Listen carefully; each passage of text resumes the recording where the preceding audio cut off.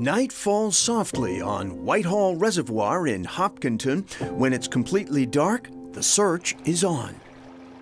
On the approach, we want to be as dark and as quiet as possible. And we just do a slow scan across the water until we find the loons, and then we'll hold the beam of light right on the loons.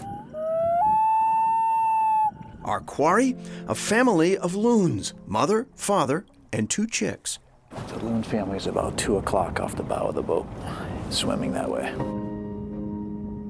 Lucas Savoy, a research biologist, is part of an ambitious project to bring the common loon back to the Commonwealth. They were abundant throughout the state of Massachusetts, and around the 1900 or so, the loons were extirpated from the state. They disappeared, they were wiped out. These magnificent birds, known for their haunting cry and handsome coloring, disappeared entirely from the state until 1975, when a pair showed up unexpectedly on the Quabbin. It took 75 years for that first pair to come back. Loons are slow to come back on their own, and that's why this project was developed, to speed up that process. Savoy is with the Biodiversity Research Institute, or BRI, based in Portland, Maine. The largest loon restoration project ever attempted, BRI has been transplanting loon chicks from Maine to ponds in Massachusetts. We're at about 48 pairs statewide. The chicks' first stop in the Bay State is Assawamsett Pond in Lakeville, where BRI has built 3 pens. Here, the chicks are nurtured to maturity before being released into the wild. We're really cautious. We, as an organization, have been catching and tagging and working with loons for 35 or more years now. And we've tagged over 6,000 loons throughout all of North America, so we have a really good system. Savoy's fascination with loons goes back to his boyhood trips to Maine's North Woods. And I was always taking photos of them, and my grandfather would call me the loon man, loon boy, making fun of me, and I was just always drawn to them. Meanwhile, back in Hopkinton, a single loon chick is netted, swaddled in a towel. Nice job, guys. A tough one. And brought back to shore, where the local loon fan club has turned out in force.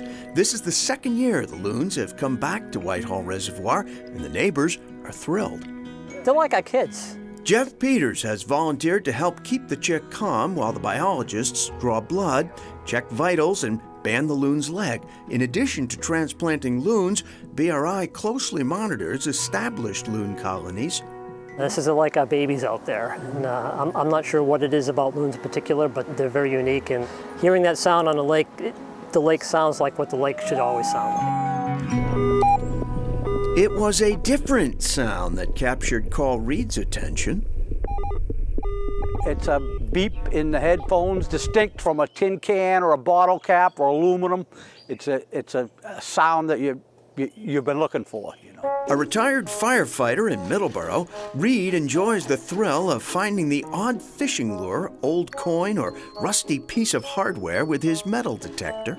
You know, it's just more fun than fishing for me. Then one day he hit the jackpot in some shallow water in a nearby pond. I picked it up and I knew it was gold immediately. A heavy ring, blackened with age, but with barely legible inscription. Reed and his girlfriend continued the hunt. And being the 21st century, we went to Facebook to look them up. And the message said, "Hi Glenn, my boyfriend and I live on Fay Ave. He has a metal detector and found a class ring. We think it could be yours." Glenn Pelrine, a retired engineer, and his wife Sally operate Sally's Sweet Shop in Weymouth. But nothing could be sweeter than that random Facebook message. It was just, bam, that's my ring. I got a chance of getting it back after some 45 years in the bottom of the pond. That's right. Pelrine's class ring from the Franklin Institute had been missing for 45 years, lost when a college-age Pelrine was water skiing. I wasn't strong enough to hold on to the tow rope with just one hand, so it caught the ring and just flipped it right off.